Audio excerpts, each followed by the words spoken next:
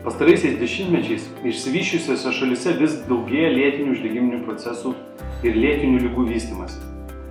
Onkologija, diabetas, širdies kraujagyslių ligos. Ir tam didžiausią įtaką turėjo pasikeitęs gyvenimo būdas. Tai yra sumažėjęs fizinis aktyvumas ir mityba. Itin perdirbto maisto vartojimas, kuriame gausu sočiųjų riebalų, omega-6 ir cukrų, bei mažas skaidulinių medžiagų, omega-3 riebalų rūgščių ir mikroelementų, bei žalingi įpročiai sąlygoja medžiagų apykaitos sutrikimus bei lėtinių procesų vystymas.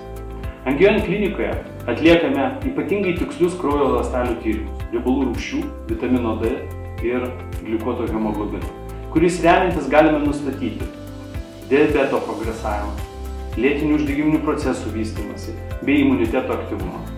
Turėdami ypatingai gilią patirtį ir remiantis kraujo tyrimais galime subalansuoti maistinės medžiagas, kurios ir taps sveikatos prevencijos sprendimu.